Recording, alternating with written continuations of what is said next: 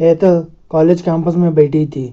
जब उसके क्लास पूरे हुए तो वह अपनी सहेली के साथ बातें कर रही थी। उसे रास्ते में जाते हुए गायत्री दिखी। गायत्री को आवाज़ दी, गायत्री इधर आओ। हेतल की आवाज़ सुनते ही गायत्री हेतल के पास गई। दोनों बातें करने लगी।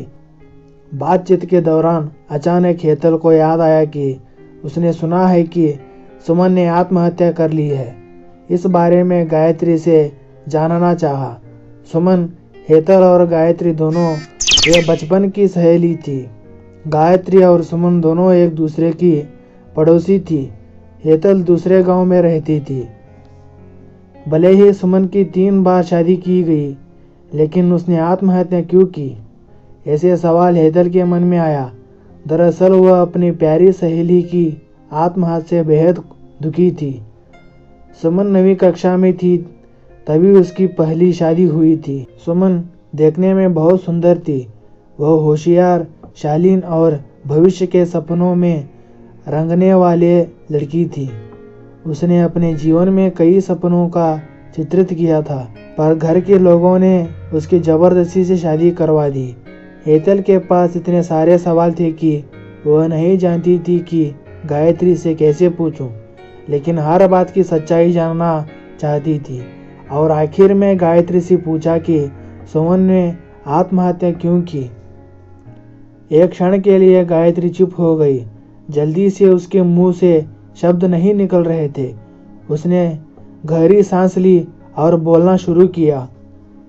3 साल पहले सुमन की शादी अबीर नाम के शख्स से हुई थी। वास्तव में उसकी बहुत अच्छी दोस्ती चल रही थी। दोनों एक दूसरे से प्यार करने लगे थे। जब भी ये दोनों साथ में बाहर जाते तो सभी कपल इनसे जलते थे। अबीर और उसके परिवार के सभी सदस्य अच्छे स्वभाव के थे। जैसे उसने सपनों में जोड़ीदार सोचा था, वैसे ही उसे अपना पार्टनर मिला था। उसके घर की स्थिति मध्यम थी। अबीर के एक छोटा सा होटल था, उसमें से उसके सारे खर्चे बांट देने के बाद कुछ पैसे बच जाते थे। घर की हालत बहुत साफ सुथरी थी। एक दिन वह होटल से घर बाइक पर आ रहा था। एक बड़ी कार से उसका बहुत बड़ा एक्सीडेंट हो गया और इसमें उसकी काफी चोट लगी। हादसे के बाद उसे अस्पताल ले जाया गया, लेकिन सिर में गंभीर चोट लगने के कारण इलाज के दौरान उसकी मौत हो गई। सुमन को बहुत दुख हुआ, लेकिन उसके ससुराल वालों को गलतफहमी थी कि अबीर की दुर्घटना सुमन की वजह से हुई। वह अपशकुनी है, ऐसा उनको लगता था। उनमें से कोई भी उसे समझ नहीं पाया। अबीर के जाने के बाद कुछ दिनों के भीतर ही सुमन को घर से निकाल दिया गया।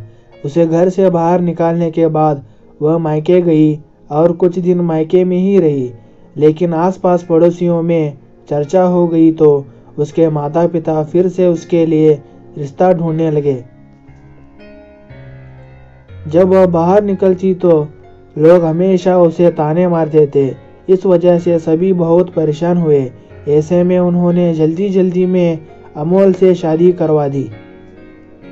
अमोल बहुत बुरा आदमी था, दारू पीता था, कुछ काम धंधा नहीं करता था, चोरी करता, मारपीट करता, उसका रोजाना ही काम था। इस सब से सुमन को बहुत दुख होता था, पर वह कुछ नहीं कर सकती थी।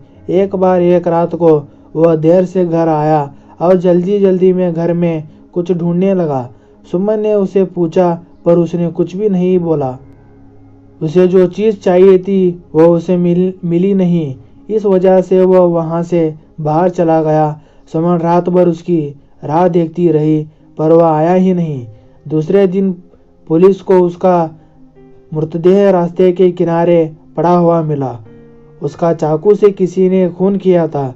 यह खबर सुमन को पता चली तो उस पर दुख का पहाड़ टूट पड़ा। कुछ दिनों तक वह अपनी ससुराल में रही, लेकिन बाद में ससुराल वालों ने उसे प्रतिष्ठित करता शुरू कर दिया। इस वजह से सुमन वापस मायके आ गई। घर आकर कुछ दिन ऐसे ही बीत गए। हर दिन आ रहा था और जा रहा था, लेकिन सुमन की स्थिति वही थी।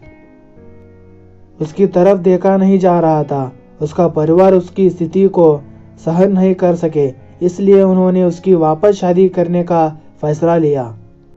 उसके लिए रिश्ते ढूंढने लगे। उनके रिश्तेदारों में गौतम नाम का लड़का था। उसकी पहले से ही एक बार शादी हुई चुकी थी और गौतम से सुमन की शादी करवा दी। सुमन बहुत खुश थी। शादी हुई और कुछ महीनों के बाद उसे मालूम हुआ कि गौतम को कैंसर है, ब्लड कैंसर। इस बात का पता चलते ही उसके हंसते हुए चेहरे पर फिर से दुखी हो गया, लेकिन उसने हिम्मत से इन सब का सामना करने का फैसला लिया। 5 महीने तक अपने पति की सेवा की, लेकिन आखिरकार 5 महीने बाद उसका पति की मौत हो गई। इस दुख से बहुत तंग आ चुकी थी। कुछ दिन बीत गए, लेकिन बाद में ससुराल वालों ने उसकी जिम्मेदारी लेने से इनकार कर दिया, उसे घर से निकाल दिया। उसके बाद वह फिर मायके चली गई, लेकिन उसके भाई भाभी ने भी उसे घर में जाने नहीं दिया।